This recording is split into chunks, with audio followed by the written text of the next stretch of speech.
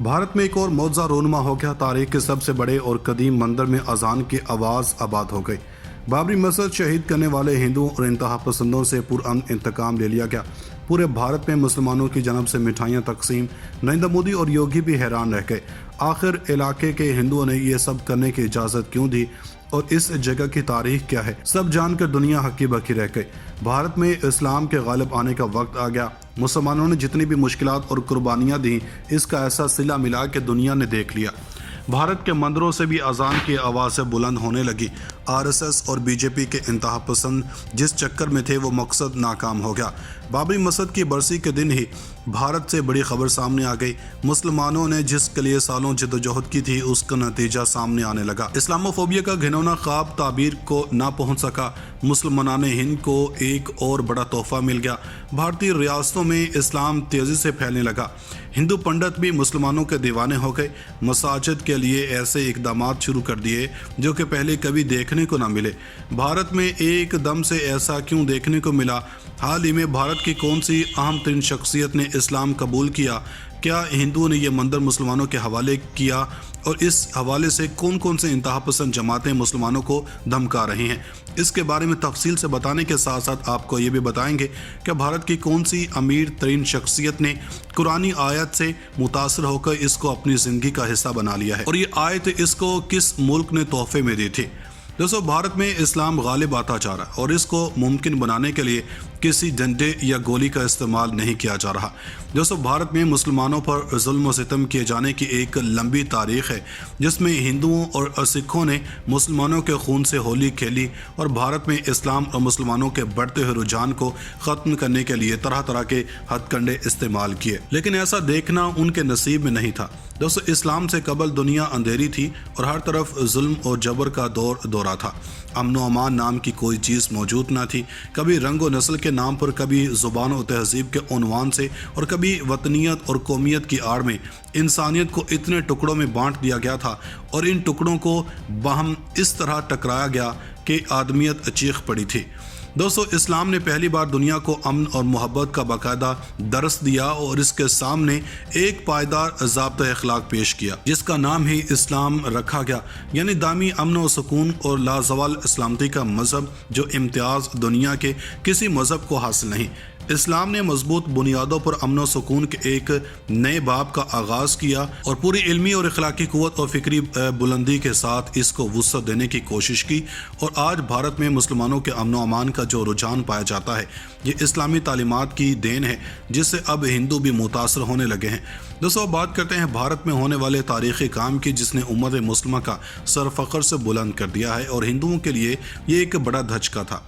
दोस्तों, भारत में गुज़श्ता कुछ आयाम से एक तारीख़ी मस्जिद को मिसमार करने और यहाँ पर बुत लगाने की बातें की जा रही थीं और हिंदुओं की जन्म से ये कहा जा रहा था कि मस्जिद भी बाबरी मस्जिद की तरह राम की पैदाइश की जगह है और यहाँ पर बुत ही नस्ब किया जाना चाहिए। दोस्तों, वीडियो की तफसील में जाने से कबल आपको ये बताते चलें कि वीडियो के शुरू में मंदिर का लफ्ज़ इसलिए इस्तेमाल किया गया है क्योंकि भारत में इसको सिर्फ मंदिर साबित करने के लिए ही हिंदुओं की जन्म से बहुत मेहनत की गई लेकिन ना कर पाए। दोस्तों, यहाँ पर बात की जा रही ईदगाह मस्जिद की जिस पर मुसलमानों ने अपना मौक़िफ़ जीत कर यहाँ पर फतह की खुशी में आज़ान दी और कुछ हिंदुओं की जानब से मुसलमानों को मुबारकबाद भी पेश की गई। दोस्तों, भारत से अब तक की एक और ज़बरदस्त खबर सामने आई है जिसने हिंदू पंडितों को हिला कर रख दिया है और अगर यूँ कहा जाए कि दीन इस्लाम भारत में गालिब आने लगा है तो बिल्कुल ठीक होगा। दोस्तों, नरेंद्र मोदी की हुकूमत का तमाम तर दारो मदार ही मुसलमानों और हिंदुओं को आपस में लड़वाने पर है और बतौर हिंदू नरेंद्र मोदी ने ये काम भी बखूबी अंजाम दिया है। दोस्तों, गुज़श्ता कुछ माह से भारत इस मुसलमानों के ख़िलाफ़ शदीद तरीन महाज खोला गया जिसमें किसी भी मुसलमान को नज़र आते ही तशद्दुद करके मार दिया जाता और इनकी बस्तियों को भी तबाह कर दिया जाता रहा। दोस्तों, ये एक ऐसा तूफ़ान बनता गया जिसने थमने का नाम तक ना लिया, बजाय इसके कि आलमी ममालिक और आलमी इदारों ने भी इस पर एक्शन लेते हुए भारतीय हुकूमत को अमन कायम करने का कहा। दोस्तों, नरेंद्र मोदी ने भारत को एक हिंदू रियासत बनाने की कसम खा रखी थी और वो अपने मिशन को पूरा करने में दिन रात सरगर्म था। इस काम में सबसे ज़्यादा मुआवनत नरेंद्र मोदी के करीबी हल्का अहबाब की थी जिन्होंने अपना पैसा और ताकत को बरोकार लाते हुए इसमें एक अहम तरीन किरदार अदा किया। लेकिन ये कुदरत ने इस ज़बरदस्त हिकमत अमली से इस कड़ी को तोड़ा कि भारत में कोहराम मच गया। दोस्तों, कुरान करीम की सूरह अल इमरान की आयत ने भारतीय हिंदू बिजनेसमैन PNC मेनन की किस्मत बदल कर रख दी। अरब मीडिया की रिपोर्ट के मुताबिक PNC मेनन, जो कि सोबा ग्रुप के बानी और चेयरमैन हैं, और वो अरबों डॉलर मलकियत की रियल एस्टेट और तामीराती कंपनी को संभालते हैं, जो कि मुत्तहिदा अरब अमारात, ओमान, बहरीन, कतर और हिंदुस्तान समेत कई ममालिक पर मुहित है। मेनन ने अपनी जिंदगी के बड़े राज से पर्दा उठाते हुए कहा कि 35 साल कबल मैं अपने कारोबार के हवाले से तबाही के दहाने पर था। मेरे कारोबार को बहुत बड़ा नुकसान उठाना पड़ा था और मैं चीज़ों को दुरुस्त करने के लिए जिद्दोजहद कर रहा था।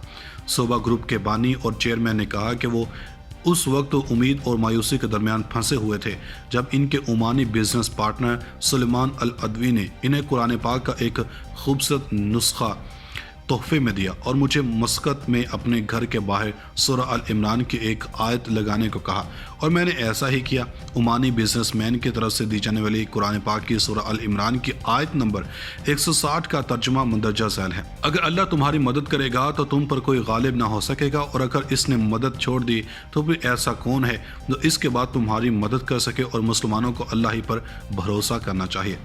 मैंने कहा कि मैंने इस आयत को घर के बाहर लगाने से हैरत अंगेज नतीजा मिला और देखते ही देखते मेरे तमाम मसाइल हल हो गए और सब चीज़ें अपनी जगह पर आ गईं।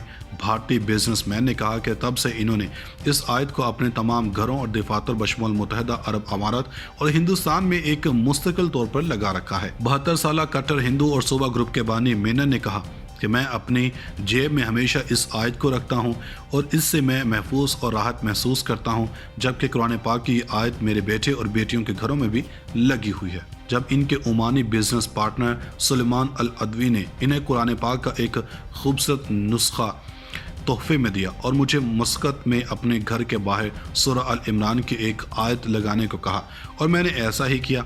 ओमानी बिजनेसमैन की तरफ से दी जाने वाली कुरान पाक की सूरह अल इमरान की आयत नंबर 160 का तर्जुमा मंदरजा झैल है। अगर अल्लाह तुम्हारी मदद करेगा तो तुम पर कोई गालिब ना हो सकेगा, और अगर इसने मदद छोड़ दी तो फिर ऐसा कौन है जो इसके बाद तुम्हारी मदद कर सके, और मुसलमानों को अल्लाह ही पर भरोसा करना चाहिए।